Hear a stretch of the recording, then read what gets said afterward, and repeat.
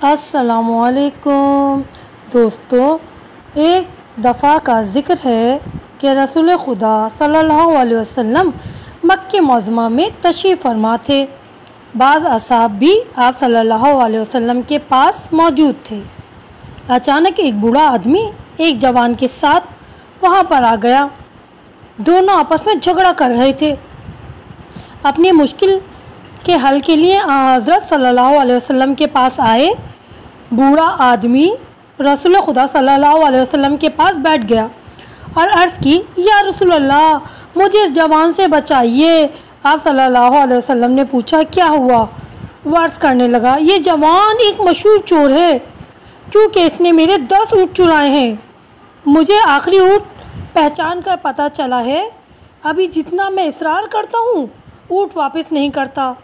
حضرت صلی اللہ علیہ وسلم نے فرمایا، اے جوان، تو کیا کہتا ہے؟ اس نے عرض کی، اے رسولوں کے سردار، جو چیز واضح ہے اسے بیان کرنے کی کیا ضرورت ہے؟ پھر حضرت صلی اللہ علیہ وسلم کی دہلیز کو چوما، عرض کرنے لگا، مجھے اپنے والد سے وراثت میں گائیں، بھیڑ، بکریاں اور اونٹ ملے ہیں۔ میں بے نیاز ہوں۔ اس اونٹ کے علاوہ بھی 300 اونٹ میرے پاس ہیں۔ یہ اونٹ بھی میرا ہے۔ اس وقت پیغمبر اکرم صلی اللہ علیہ وسلم نے بوڑھے کی طرف رخ کیا اور فرمایا، کیا تمہارے پاس کوئی گواہ بھی ہے؟ بوڑھے نے کہا، ہاں یا رسول اللہ۔ پھر 6 افراد کو بطور گواہ پیش کیا۔ سب گواہوں نے گواہی دی کہ یہ 10 کے 10 اونٹ بوڑھے آدمی کے ہیں۔ حضرت صلی اللہ علیہ وسلم نے فرمایا، دین اسلام کی روح سے جو بھی چوری کرے گا اس کا ہاتھ کاٹا جائے گا۔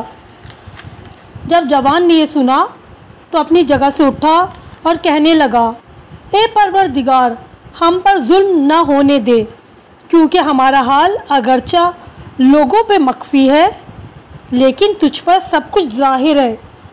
پھر ہاتھ کاٹنے کے لیے جلاد کو بلایا گیا۔ اچانک حضرت جبرائیل علیہ السلام خدا کا پیغام لے کر آئے اور حضرت صلی اللہ علیہ وسلم سے عرض کی، یا رسول اللہ، اس اونٹ اور جوان کو بلائیے، کیونکہ ان دونوں کے درمیان ایک راز موجود ہے۔ اونٹ کو ماجرا بیان کرنے کا حکم دیجیے۔ حضرت صلی اللہ علیہ وسلم نے اس جوان اونٹ کو حاضر کرنے کا حکم دیا۔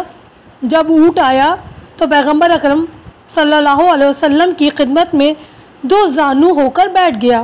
آپ صلی اللہ علیہ وسلم نے فرمایا، اے اونٹ، تجھے اس خدا کی قسم جس نے تجھے خلق کیا ہے، تو کس کی ملکیت ہے؟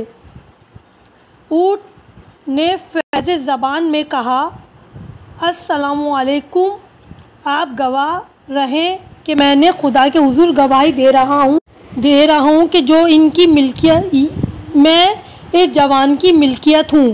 یہ بوڑھا اور وہ 6 گواہ سب منافق ہیں اور اس جوان سے حسد کر رہے ہیں اور جھوٹ بول رہے ہیں۔